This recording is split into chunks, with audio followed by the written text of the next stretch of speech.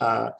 I'd like to call to order the meeting of the Rules and Policy Committee for Monday, November 1st, 2021.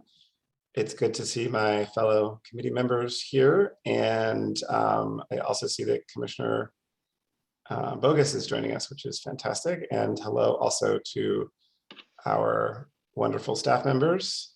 And yeah, so today's agenda, we have, there are 3 items posted on the agenda. One of them we're actually going to postpone, which is the item on state legislative priorities. We're going to put that off until next month. The other 2 items we have are, let me make sure I'm reading this correctly, discussion and consideration of district translation and interpretation practices, which is an informational item. And we're going to move that up to the first thing we discuss. I know it's item C, but we're going to do that first. And then we'll move to the other action items, which are the board policies. There's 4 board policies under section B. And we'll do those after the item on interpretation and translation. Mr. Davis, do you have anything you want to add? So just say on the item that we're moving up to the beginning, it's a discussion item only, discussion and information. And Chief General Counsel Houck has provided the documents for discussion and will lead that, I believe.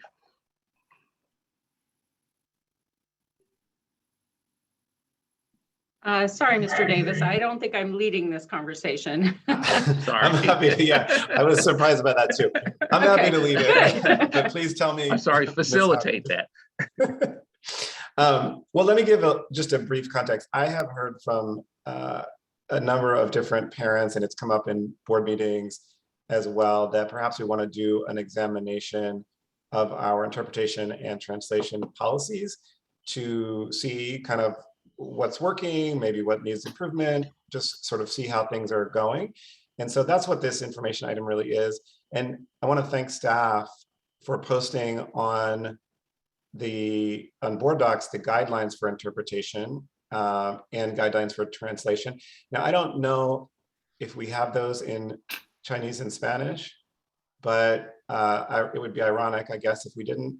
But we should try to make sure those are available on the website for in at least Chinese and Spanish. If actually, according to the guidelines, they probably should be in all of the 6 major languages so that folks can look at them.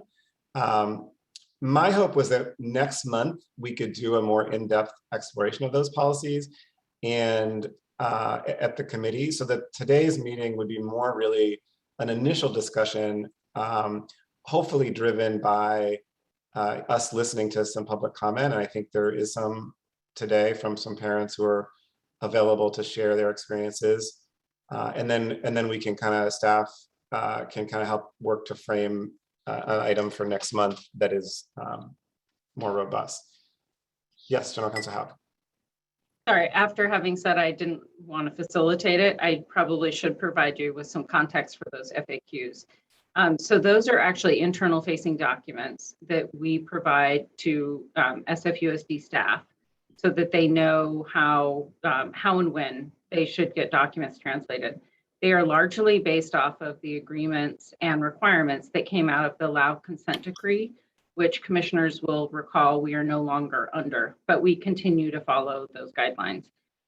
So I do think, in accordance with our discussion at our preparation meeting, I think it is worth looking at how do we translate these internal guidelines, no pun intended, but how do we make this a more public-facing document? So that is why you don't see them today translated, because they're internal, but absolutely we can do that for next time. And that is the point of the conversation, right? How do we communicate publicly about what we do and don't translate and interpret?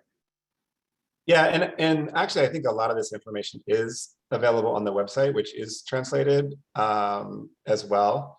So I do think the FAQ format is particularly helpful and may be helpful for parents as well. But I do think that that a lot of it is already available. So I didn't mean to make light of that actually earlier. So, all right, well, what I'd like to do, if it's okay with my colleagues, is start with public comment, because again, like I said, I think that we've put out the invitation and it was somewhat short notice. So I'm sure there's other folks that want to give comment on this as well. So this is really just, again, the beginning of a conversation and to begin to spark our thinking. And then we can go more in depth next month. So let's start with public comment. We can do discussion with commissioners after that. Okay, if you would like to speak to item, informational item regarding translation and interpretation, please raise your hand. And can that be repeated in Spanish and Chinese? In Chinese. Thanks. Si desean hacer comentarios acerca de este tema, por favor, levanten la mano. 如果你而家咧想就呢一個翻譯同埋傳譯咧呢一個項目發言咧，你而家可以解除靜音啦。I see 2 hands, 3 hands, Commissioner. Yeah, let's. They're signing on. No, more people are signing up. Let's Yeah. do 2 minutes a piece for this, please. Okay, Josephine? Josephine?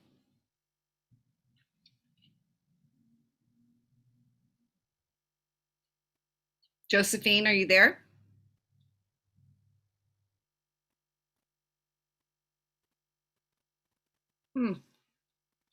Says her mic's on, but I don't hear her.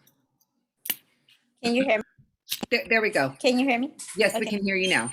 Oh, Please go. thank you so much for the resolution and the continuation with the Lao ordinance. I know that our city is so diverse that we need to continue that Lao ordinance in order to welcome everyone into our school district.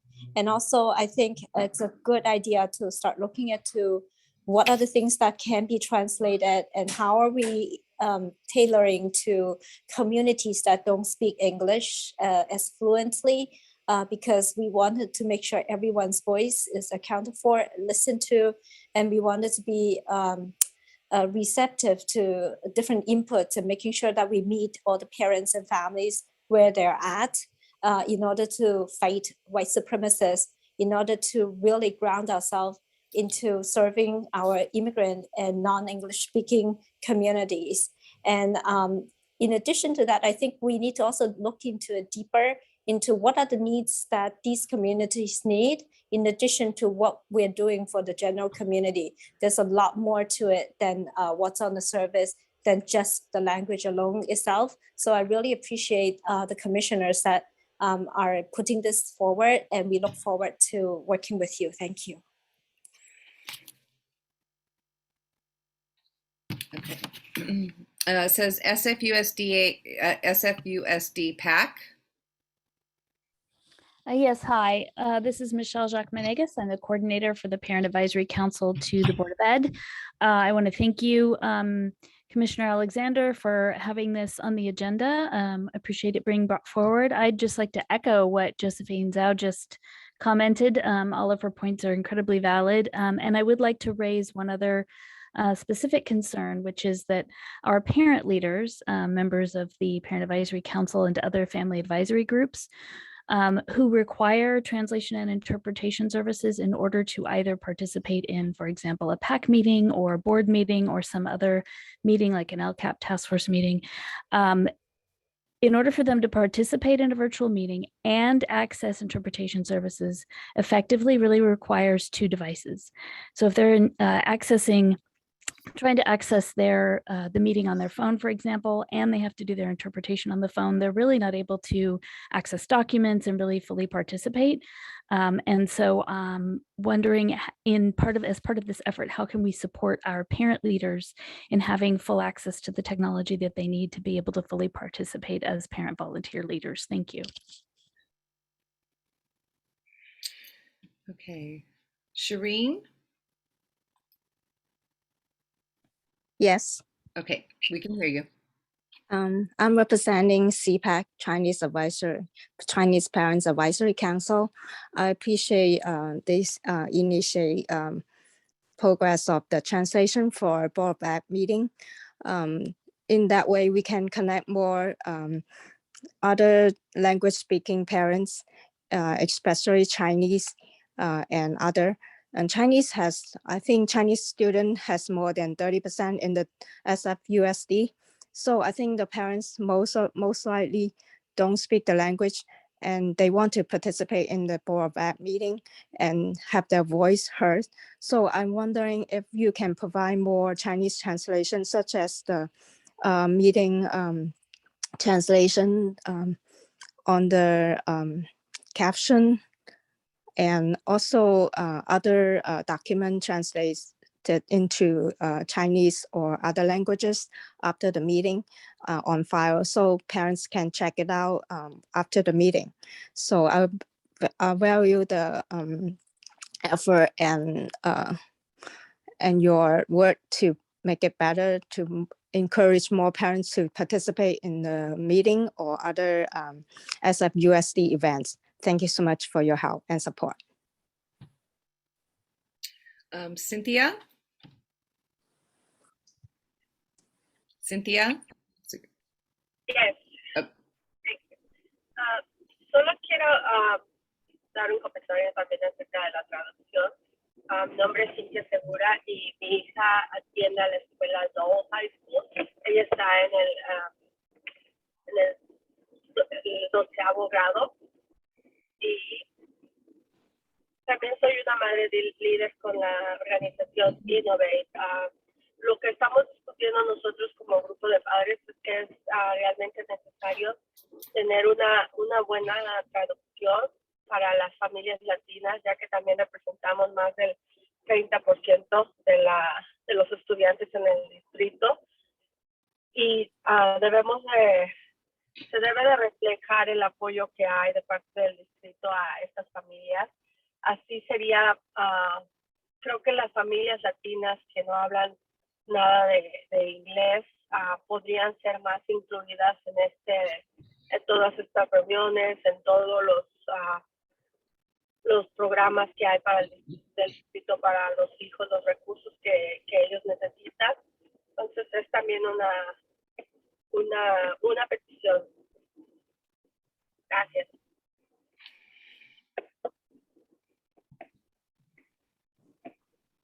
Yes, hi. My name is Cynthia, and I just wanted to make a comment regarding the translation and interpretation. I have a daughter in Lowell High School. She is in the 8th grade, and I am also, and she can correct me if I'm wrong because I couldn't hear her very well, but I believe she said she is a leader in a program called Innovate. And what we want to do is we want to ask for, we have this need for good interpretation and good translation because Latino families represent more than 30% of the students in the district. So this would reflect the need and the help that we need. As you know, a lot of Latino families that don't really speak English would feel more included if they had the services in the meetings, and also so they could learn about all the programs and all the resources that the district has to offer. So I just wanted to, again, state the need for these services. Thank you. Amy?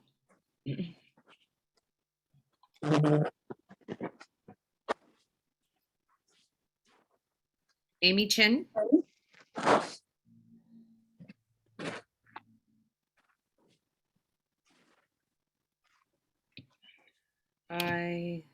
Okay, Amy?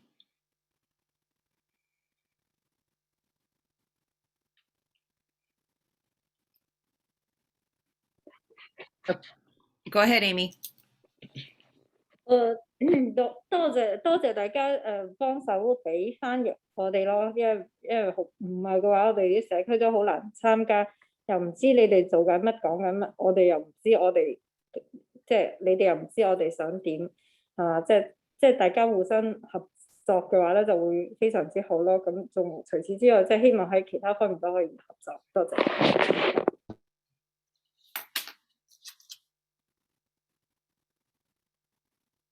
Oh, thank you. Thank you for providing the translation and interpretation services. And without this service, we have no clue what is being offered by the district, or the district would know what we want or what what our needs are. So with this, I think with this service, and we can connect better. Thank you for the service. Melissa. Hi, everyone. My name is Melissa Stevens. I'm part of Innovate Public Schools. And I just wanted to say that please, please, please, I can't tell you enough, please do proper interpretation. We do need that. I've noticed that a lot of, because I speak Spanish and English, and I noticed that a lot of the interpretation is not correct. And so if you guys could please help us with that. And Spanish speaking and interpretation is really needed. Thank you.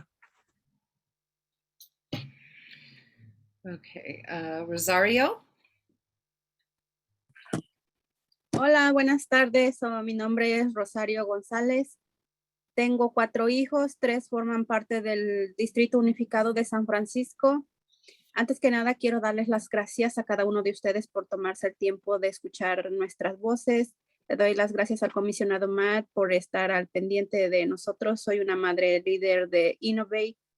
Y al igual que las compañeras, estoy pidiendo que, por favor, tomen en cuenta que la interpretación, la traducción de documentos sea de más alta calidad, porque la verdad, las traducciones que existen ahora, para mí, que yo sé bien el español, ¿verdad? Es un español que la verdad no entiendo. A veces prefiero que me las den en inglés porque el español que usan de traducción, la verdad, no sé de dónde lo tomaron o dónde está basado, pero algunas palabras son bastante diferentes a nuestro castellano. Entonces, sí me gustaría, especialmente en mucha de la comunidad que a veces no sabe nada de inglés, es difícil, ¿verdad?, que tengan esos documentos y no sean claros, ¿verdad? Estar adivinando qué dicen en inglés y estar adivinando qué dicen en español es un poco confuso. También quiero extender que cuando tenemos reuniones de IP, 504 en las escuelas, tengamos traductores, pero que sean también calificados de alta, que sí, que sean un poco más seleccionados, porque a mí me ha tocado que yo llego a las reuniones de IP o 504 y tengo que estar esperando, ¿verdad?, para que los traductores estén como memorizando, pero sí, es que sea todo más efectivo, por favor, mucho mejor las traducciones. Eso se los pedimos, por favor, en nombre de todos los otros papis que tal vez no pueden venir. Les agradezco. Gracias. Good evening. My name is Rosario Gonzalez. I have 4 kids and 3 of them are in the district. First thing I want to do is thank you all. And I want to thank the commissioners for this. I'm also one of the moms that are in the program Innovate. And I just want to echo what my colleagues or the other callers have said, to please keep in mind to provide translations that are good translations, good quality translations. I find that some of the translations that we receive right now of the documents are a little bit, they're not that great. I mean, I know Spanish very well, of course, and sometimes I don't really understand what the document is saying. Sometimes I even prefer to have the documents given to me in English, because I don't really know where this Spanish comes from that they're using in the documents. So for the families that don't know enough English, we don't really want to be guessing what's being told to us. For example, for IEP meetings, for 504 meetings, we really need to have qualified translators. They should be more selective, or we really want somebody that's really qualified for the job. I mean, I've been to meetings, IEP meetings and 504 meetings, where, you know, I really have to wait for the translator to like memorize what she or him has to say. So yes, basically we just want people that are more effective with their jobs, and that are just better. We just want better translations. Thank you. Julieta?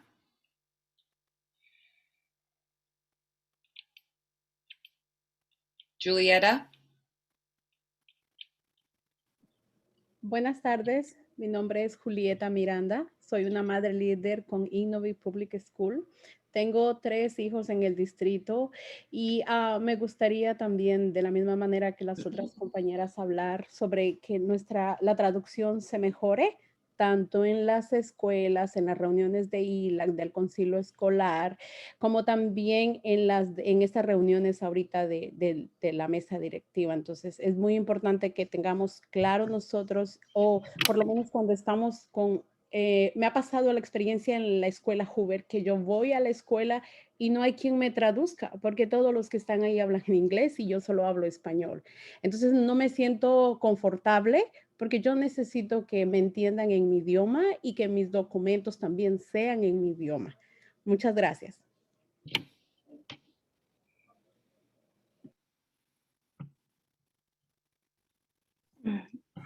Good evening. My name is Julieta Miranda. I'm part also of Innovative Public Schools, and I have 3 kids in the district. As same thing as my as the previous callers, I just want to ask for an improvement in the translation services, in the ELAC meetings, board meetings, and all these different meetings that we attend. It is really important for us that we receive clear information. I go to Hoover, and most of the times I don't have anybody that can translate for me. And of course, I mean, everybody speaks in English, I only speak Spanish. So there's no way for me to get the information in my language. So that's all I wanted to say. Thank you. Marcela?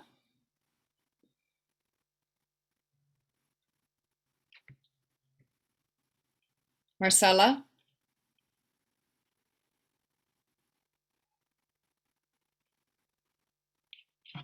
Oh, hello. Yes, sí. We can hear you now. Right. Okay. Muchas gracias, comisionados. Buenas tardes. Mi nombre es Marcela Sosa. Soy madre líder de la organización Innovative Public School desde hace 4 años. Tengo 2 hijos, actualmente uno en el grado 10 en Balboa High School y el otro el primer año en la Universidad del Sur de California, la USC.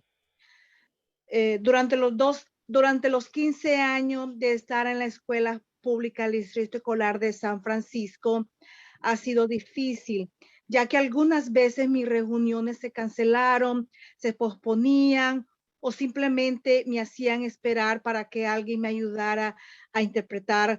Cuando tu hijo tiene una necesidad especial, el tiempo es importante.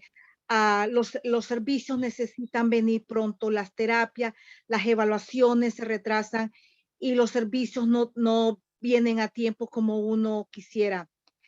He sentido, dígame para detenerme, porque yo sé que necesita interpretar. He sentido que mis derechos son evadidos. El distrito hace lo que ellos quieren a su propio ritmo, sin pensar que la realidad es que soy latina, que no hablo inglés y que no entiendo el sistema educativo muy bien. He tenido la necesidad tuve la necesidad de pedirle al janitor de la escuela elementaria de mis hijos que fuera mi intérprete, porque simplemente la escuela no tenía ningún medio de interpretación. Es algo humillante, pero al mismo tiempo, esta persona es la que a mí me daba el welcome todos los días. En Middle School también me tuve que hacer muy amiga de la familia Layson de la Hoover Middle School para que ella me ayudara y yo tuviera preferencia para que me ayudara a interpretación. Y un día más. Gracias. Thank you and good evening. My name is Marcela Sosa. I'm also one of the parent leaders at Innovate for Public Schools. And I've been in this program for 4 years. I have 2 kids. One of them is he's on 10th grade at Balboa, and the other one, he's on his first year at USC. In the 15 years that I have been a mom in the districts, a lot of my meetings have been canceled or they have been postponed, or I had to wait for an interpreter to show up. When you have kids that have special needs, it is really important to have all the services and all the therapy. Everything needs to be done promptly, because otherwise all these services can either disappear or they can come too late. So a lot of times I have felt that my needs have been evaded. The district, they just does whatever the district wants. And I feel like they probably just feel like, oh, well, she's just a Latina mom and she doesn't speak English and she doesn't understand and how things really work. When my school, the school that my kids went to, I had to ask the janitor to be my interpreter because there wasn't anybody else that could interpret for me. He was the only person that would welcome me. It is humiliating in a way, but that was the person that was there for me, and he helped me. And same thing was going on in middle school. Thanks. Okay. Phone number 86400.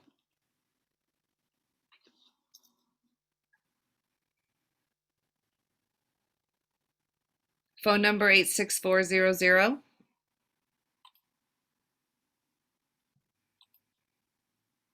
You have to unmute yourself.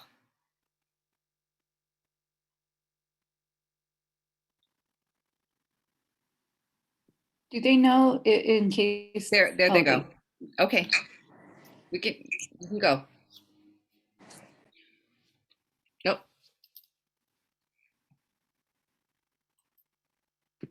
I was just wondering if we needed to translate the numbers so that they know they're being called. Oh, can you translate the numbers, please? Yeah. Can you please repeat the number that you said? Sorry. It's 864-009. Why don't we just start with those, and there's no other numbers that start with those. Para la persona que está llamando con el teléfono 864-009, por favor, active su teléfono para que lo podamos escuchar. 如果你個電話號碼咧，最後嗰幾個字係頭嗰幾個字係864009的話，你而家可以發言啦。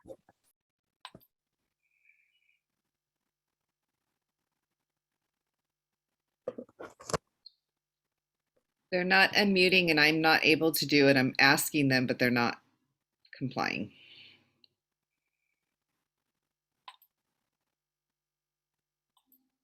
如果你係電話號碼864009，你要解除靜音嘅，唔該。De nuevo, la persona que tenga el número de teléfono 864-009, estamos por favor pidiendo que active su micrófono porque no la podemos oír.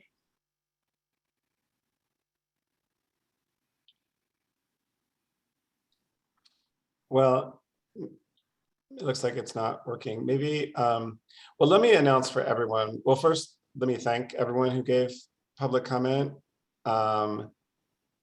And let me announce for everybody that if you have other comments on this or specific feedback, you can email the committee. What's the best way to do that, Ms. Lenoff? Now that they can email, oh, I'm sorry, I forgot to turn that off. Sorry, Commissioner. They can email Lenhoff D. Jill, would that be the best way for them to communicate?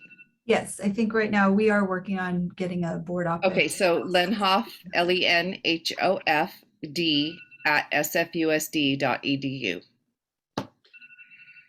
Wonderful. Or of course, you can email the individual commissioners as well, and we'd love to hear from you.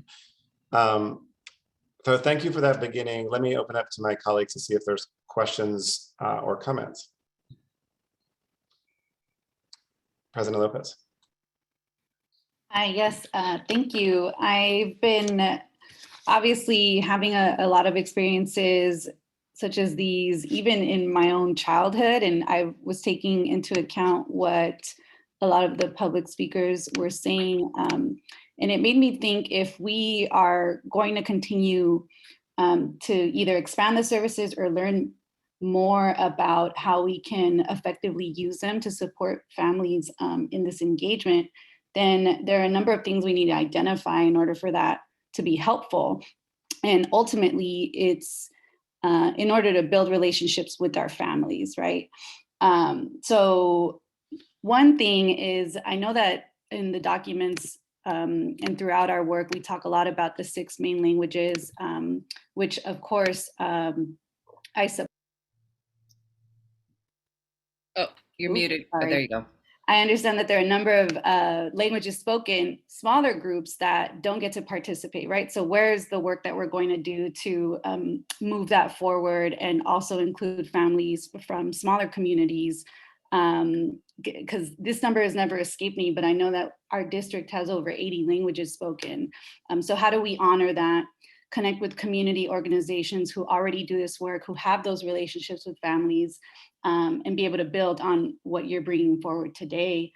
I also recognize that as a classroom teacher, there were a number of instances where I would support my colleagues in order to translate. But if we had an understanding throughout our schools which teachers can and cannot communicate with their families because of a language barrier, and how we can sort of get ahead of that, I think that also will help families be more involved in their students' experiences versus what we were hearing earlier.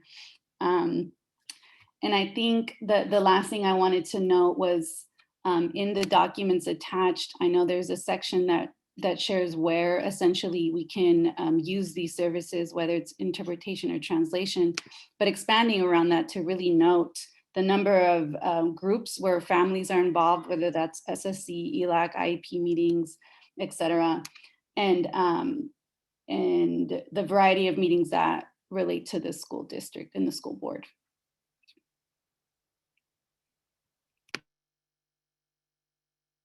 Thank you for that.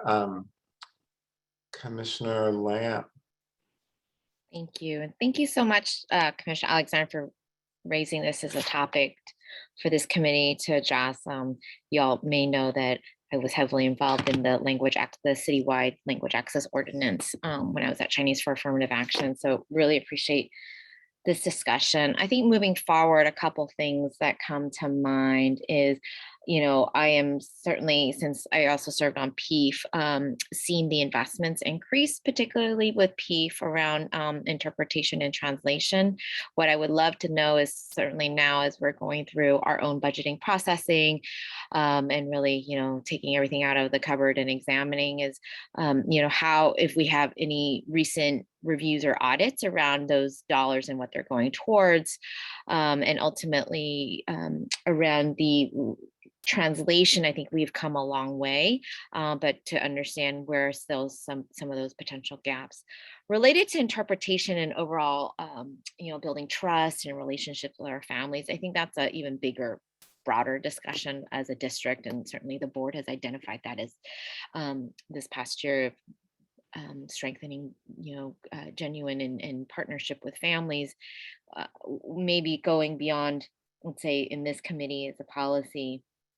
But I wonder, coming out of COVID, are there creative explorations of leveraging, technology in new ways? Because oftentimes over the years, what I've heard is more about potential gaps at the school site, right? That you might have a family liaison that is, speaks one language, but not able to serve, the many, many languages at one school site.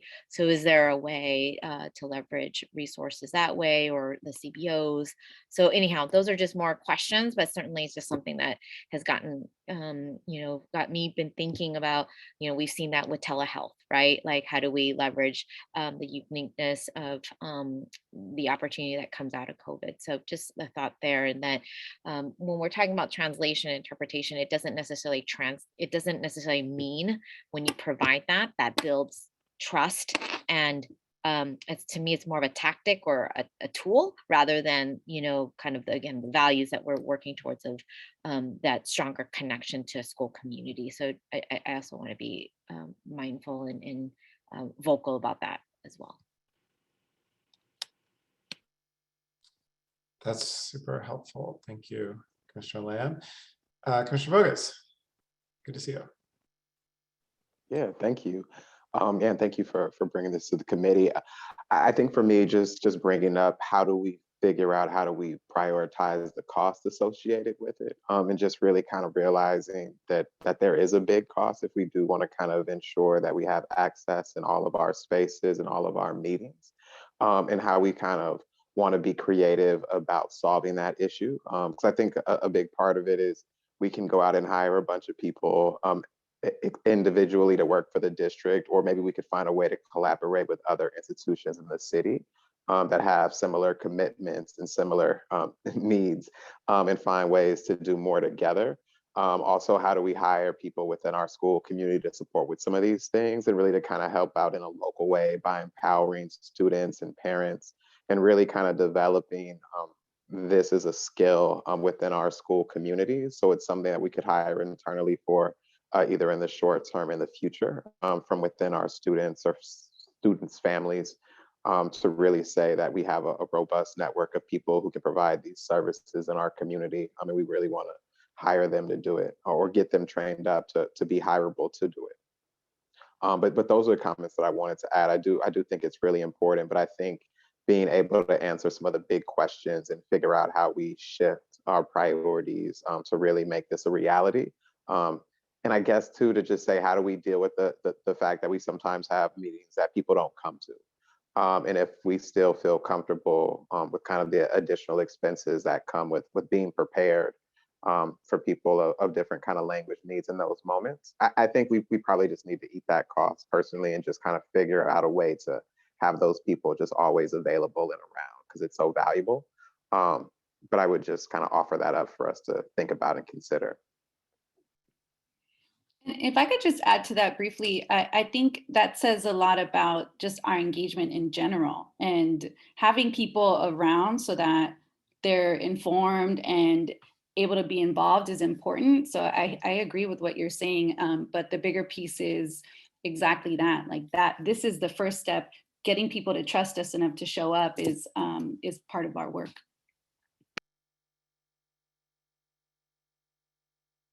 Thank you. Commissioner Lamb, are you going to say something? Yeah, I also just wanted to chime in and to speak specifically to families who are navigating special education, who are just kind of getting their first, let's say IEPs. And, years ago, I would have parents that would come into my office on a regular basis that said, I don't understand what this is.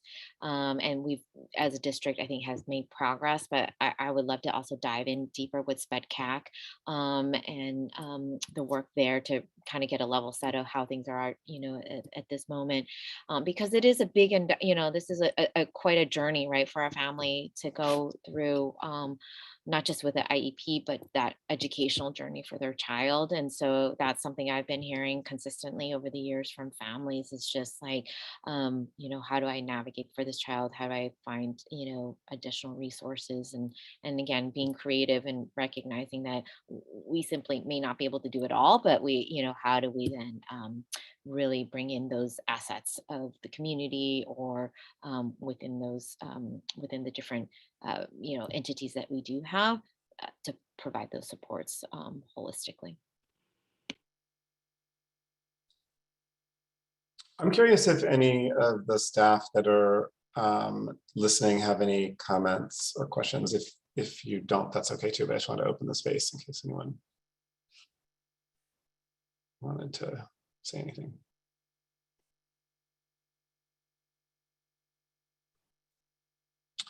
I think if not, I think what I would like to do is, as I had mentioned, put this on the agenda for next month's Rules Committee, and maybe have staff do a report on kind of what our current status is. And I think this budgeting question that several of my colleagues brought up is really important. I guess, one thing I would like to know is sort of how much are we spending on interpretation and translation in different areas, and kind of what is the bang for the buck, so to speak. And looking, special education is clearly a really important one. And then there's other areas as well, maybe at all three of those levels. So there's the individual meetings, which could be an IEP, or for a general ed student, it could just be a parent conference. There's the individual level, there's the school-wide level, and then there's the district-wide level.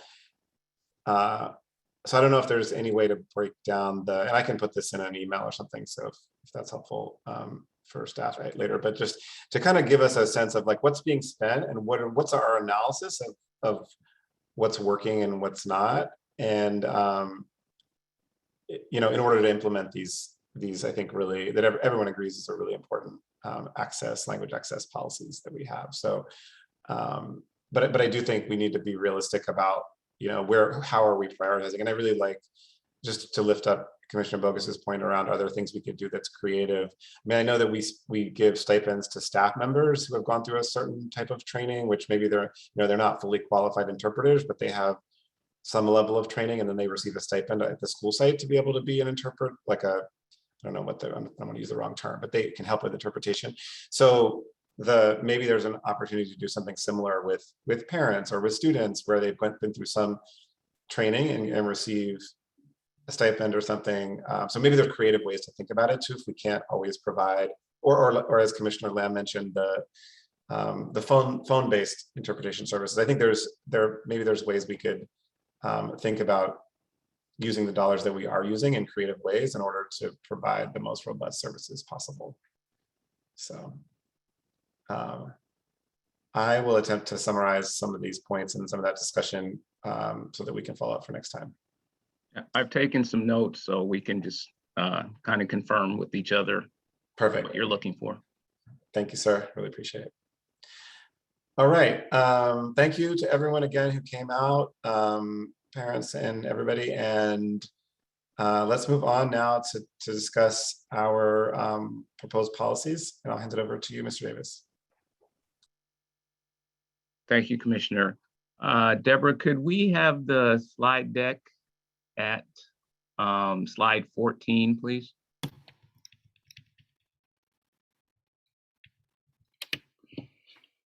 Thank you. Welcome. And I think Chief General Counsel Houck will present these for your review and recommendation. Right. Thank you, Mr. Davis. So I don't want to read the slides to commissioners verbatim, so I'll try to just summarize. But if you have specific questions, please stop me. So for independent study, this policy has been updated to reflect largely what we're already doing, including that students qualify for independent study under quarantine. It outlines the criteria for tiered re-engagement strategies, and has a deadline to collect signatures that's been updated to reflect new legislation.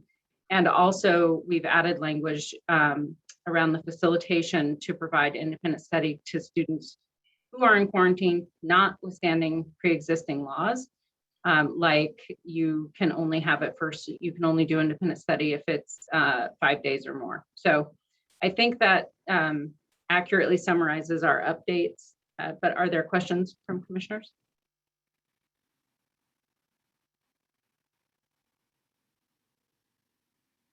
Commissioner Alexander, I'm sorry to interrupt, but do you want to do public comment on each one or go through them all and do public comment? Well, I like where Ms. Hauck was going with this. Why don't we do questions if there's anything that's not clear from commissioners during the presentation, and then, but we'll save discussion for after public comment. Okay. So if there's no questions about this one, we can just keep going. Okay. Oh, let's see. Hang on, this is a different order than what I have on my screen. That's okay. So meetings and notices, this is the board rule and procedure 9320. This has been updated to reflect what you probably remember, hopefully remember from your Brown Act training not too long ago.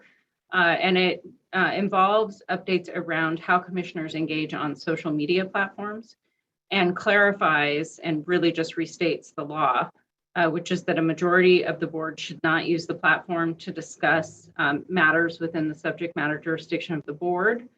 That board members don't respond directly to communications from other board members.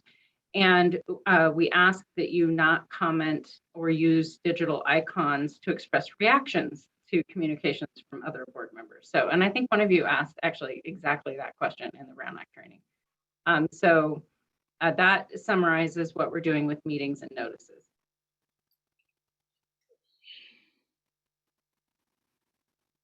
Questions on that one? About why you can't like your fellow commissioners' Facebook posts anymore? You can, you just can't say it. Right. Like Mm-hmm. in the Facebook terminology. Okay, let's do the next one. So this also has been updated to reflect the same change in the law or clarification in the law. And essentially it says that you will not use your electronic communications to restrict access to a public forum. It says that meetings include teleconference locations. We've basically summarized the current state of the law just so that if people are looking to see what the rules are, they can find them there. When and if that sunsets from the state, we'll go ahead and take that out. And it clarifies that we are not having serial meetings through a series of communications or intermediaries. So this also was discussed in your Brown Act training. It's the idea of serial meetings where one member repeats what is said to another. So questions about that? This one also includes the part about not blocking folks, right? Right. So essentially, this is clarifying that, and some commissioners may remember that this actually came out of a court case brought against former President Trump, where he was blocking people from his Twitter account.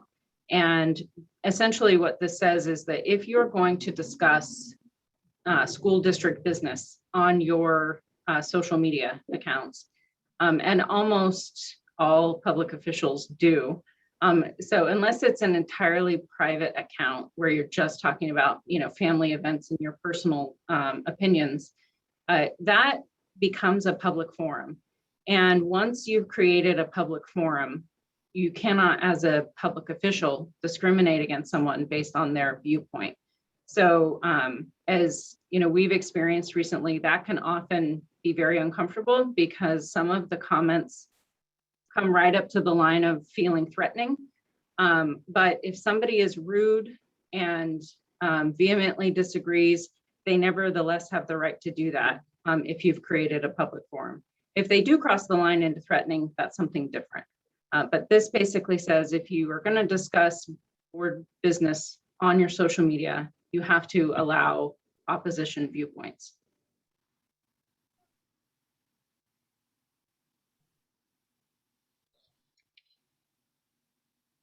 Any other questions on that? Okay. So child care and development, this is just reflecting that a change in the law, that responsibility for administration of child care programs is being transferred from CDE to the Department of Social Services. So it updates the language to reflect that.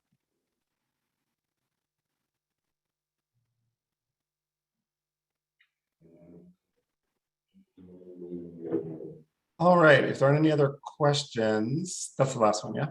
Yeah. Let's open up for public comment, and then we can have some discussion and decide what action we want to take on these.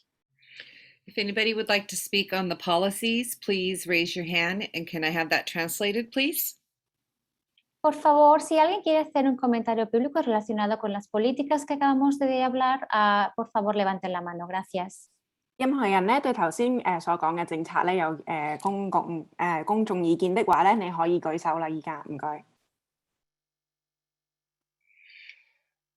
Seeing one hand, Commissioner. Okay, let's do 2 minutes. Thanks. Josephine?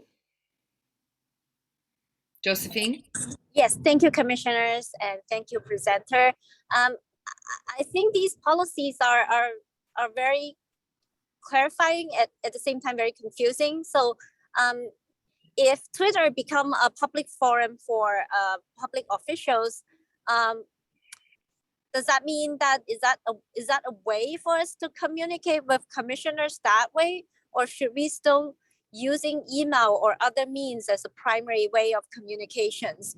And also you talked about like serial or intermediary communications. How does that look like for publics trying to reach commissioners? Thank you.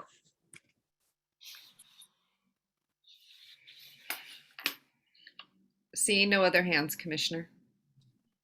Thank you. All right, let's open it up for conversation amongst commissioners. Is there any discussion or further questions on these items? President Lopez.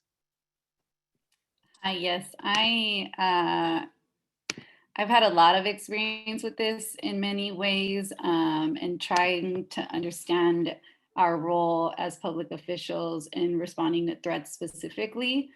So it has been something that we've named for some time, and there have been instances where I had to block someone for that reason, and then learned that because of what you named, I had to unblock them, right? So, I mean, I have my own ways of protecting myself and developing systems that will at least try to prevent that from happening. But I'm really trying to understand how in that instance, it seems like we have to make a case for the threats we're receiving. And because there isn't one, we're just sort of having to take that abuse. So I think I have been highlighting it for some time. I know we've discussed it, so I'm happy that it's coming up now. But in those instances, specifically when they're starting to threat our families, I know commissioners here have had that with their partners happen. Where do we draw the line? So I wanted to start there and then discuss a little further. Right. Well, I think it's always hard to discuss this in the abstract, but I would say in general, things that feel and are emotionally abusive do not cross the line into a threat. And that can be really hard. It can be really hard to process that, because something you would not ever tolerate in your personal or professional life, essentially the law requires that you tolerate that on social media. To cross the line into a threat, it really has to be a threat of bodily harm to you or to a loved one. And, I'm not saying that never happens, but most people commenting online are fairly savvy and go right up to the line without crossing it. So, but if they do cross it, then you are free to block them from social media. Right. I cannot see a world where I'm comfortable with that. And it's really leading up to these specific moments where people are now having to decide if essentially they will want to put up with this abuse or not to be in this role. And that that's taking a lot of potential future public officials who do really well here and not want to participate. And if there's an avenue where we can begin to combat that or identify abuse as abuse, call it what it is, then I'd love to start work on it. At this rate, I've already made my own decisions about how I'm going to handle it, but yeah, I mean, I wish that were something that the school board had the jurisdiction and authority to decide. It just isn't. So, you know, First Amendment law is a vast body of federal law and also interpreted by our state courts. And it's pretty well settled. You know, I think some of you might remember from our Brown Act training, the example that some commissioners took offense to, that one of our presenters shared about the Nazi salute in the boardroom. It's hard to imagine something more offensive than that.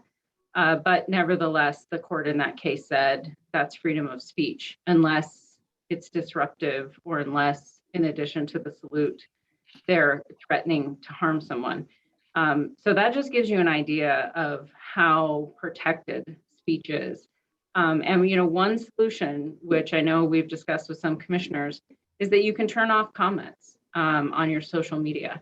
If you don't allow any comments, then you don't have to allow negative comments. But once you start engaging with constituents on social media, you have to allow opposition viewpoints, even if they're offensive. Yeah, and I think the other piece of that I've noticed is certain social media sites, in particular Twitter or apps, particular Twitter is almost like thrive on this stuff, right? So they're designed, they actually promote, you know, angry comments and comments that are exactly the kind of things we're talking about. So, and they get like more, the algorithms actually promote them. So it's particularly, yeah, it seems like the whole forum is designed that way, which is why I don't really read the comments on social media. That's another solution. Yeah. Commissioner Bogus. Thank you. I was wondering, what can we do, I guess, as a district to support board members and staff from kind of like directed or coordinated attacks on social media, which I think is actually a little bit different than people kind of exercising their First Amendment rights. And I guess if I need to be more specific about like social media attacks, maybe that would be helpful. I guess, is there anything that we can do as a district that would be able to support individuals who are kind of dealing with those types of things? Commissioner, when you say social media attacks, do you mean, I'm guessing you don't, but I just want to clarify. Do you mean threats of physical violence? I would say not threats of physical violence, but what if it's like racial slurs or other like derogatory slurs in kind of a coordinated, systematic way via like other internet channels where it's kind of like a mass coordinated attack on someone that is kind of like identified? Mm-hmm. Well, I do think, and we have shared this in some guidance with commissioners before, I do think that commissioners can create social media, you know, rules of engagement on their websites that prohibit things like a racial slur or something that is objectively offensive. The trouble is you just have to be careful. You know, again, if somebody isn't using a racial slur, but is saying your ideas are totally stupid, you know, if they're critical, that is not something we can prohibit. But if they cross the line into something objectively offensive, and you have posted your social media guidelines on your social media accounts, then you have some discretion to be able to block them. And as we do in the district. So we have social media guidelines and we block certain comments that cross that boundary. Thank you for that.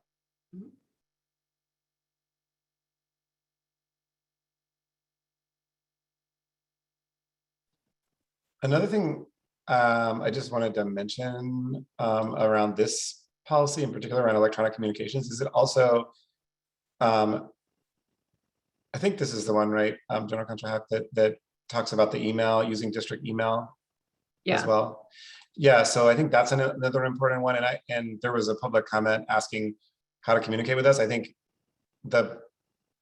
correct me if I'm wrong, but I think the preferred kind of formal method of communication with a board member for writing us a public comment, setting up a meeting, those kind of things, is by our district email account, because that also is something that is a public record and it's maintained. And so, I mean, one of the things that's in this new policy is just clarifying, which is already best practice. I think we already do this, which is to use that district email for district business, right? And so, so please don't communicate with me on Twitter. If send me an email. That's like, because that's like that's an official communication channel that is used by the district and is maintained as a public record. Yep, absolutely. Thank you for repeating that. It also will make your life much easier when you get a public records request if all of your communications are on official platforms.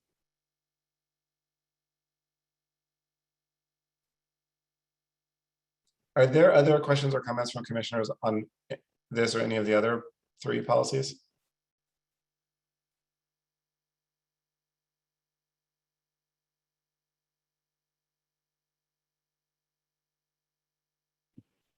I have a question around the independent studies. So just to be clear, around the implementation of the policy itself, specifically around page 2, section 1, number 4, 21-22 independent studies. I just want to read out loud, if it's okay, that the addition is or students who are required by health order to isolate or quarantine but have already completed 14 school days of short-term independent studies in a school year. Just so I'm reading it correctly. So it's if students do end up having to quarantine, is that saying that they can enroll in independent studies? Yes, it broadens the scope of students who are eligible for independent study, because under our usual rules, pre-COVID, short-term independent study was limited to 14 days. And I think the thinking there was we don't want students to be taking 2 months out of their school year. So we limit it to 14 days. But of course, if quarantine is the reason that a student has to exceed 14 days, then they may do that under our revised policy. And so around the, this is again procedural, but I've been also receiving, quite a number of inquiries since the school year started around, as my child has to quarantine, this is what I'm getting.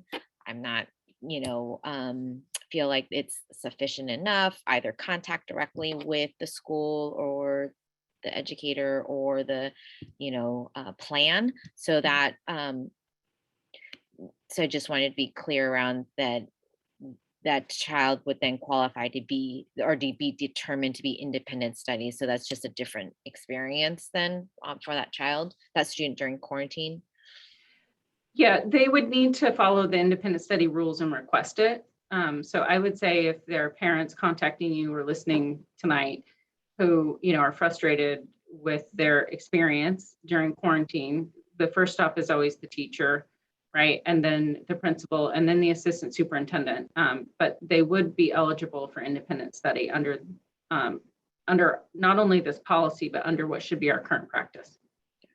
Great, thank you. Thanks for clarifying.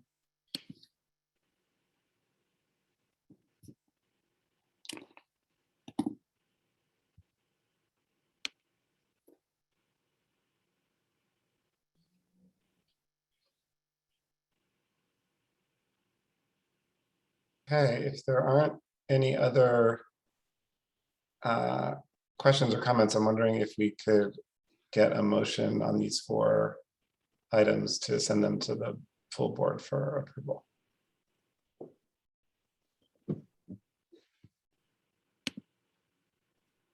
Do I have a motion for the action items for policies? So move for positive recommendation. Second. And since I agree with my colleagues. I will take that as that we have general consent on the committee to move these forward with a positive recommendation. I want to thank the legal office and everyone else who worked on these for getting them together and updating our policies. Commissioner Alexander, I had a question about the state policies agenda. I know that we deferred it to next month, and I'm curious, is it because they're on recess, or what are some of the considerations as we do address it next month as a committee? Mr. Davis, do you want to speak to that, or do you want me to speak to that? I can speak to it. The consideration was that we decided we needed to get a little more staff feedback and input into the draft before we brought it to you for approval. And in the meantime, we still are moving forward with the advocacy plans that we had already shared with Commissioner Alexander, and we'll update the committee on those as well as we go forward.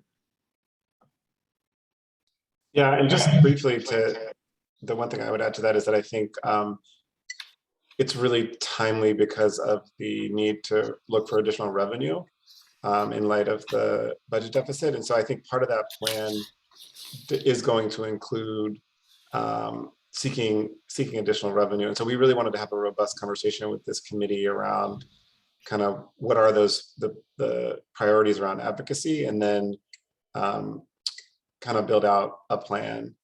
But I think we already know what some of those pieces are. Like I think, I believe Deputy Superintendent Lee or somebody mentioned recently at a recent meeting that a big portion of our deficit is resulting from the declining enrollment, which is a statewide trend, right? And in fact, our decline may be slightly less than a lot of other districts. So if we could, for example, advocate at the state level for holding harmless or adjusting the formula to account for that, that could bring in significant additional revenue that would reduce the deficit significantly. So there's big pieces like that, and then there's some smaller pieces that I think we wanted some more, the staff want to do a little more work on. But I don't think the work, I think around that advocacy piece, we can still get started on it, even if we haven't adopted the final list of priorities. Yeah, we're currently working on the proposed solutions for the declining enrollment, like the hold harmless, different ways to count, like enrollment versus ADA and things like that. We have a working group with other districts and with with capital advisors and other Sacramento representatives on that.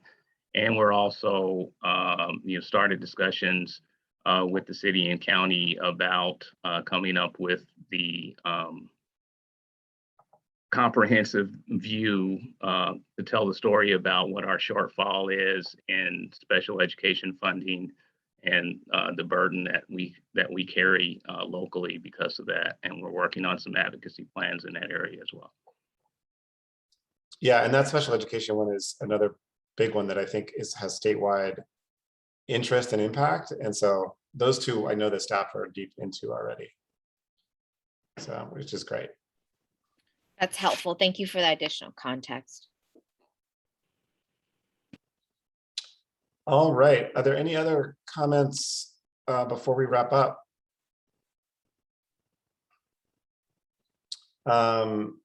The next month's Rules Committee meeting will be longer. I think today was going to be longer with that other discussion. So we've had 2 really short meetings now, but don't get used to this because we're going to have a bunch of things on the agenda next month. Thank you to everybody. And I think we are ready to adjourn the committee meeting. So we're hereby adjourned. Thank you. Thank you. Thank you. Thank you. Thank you.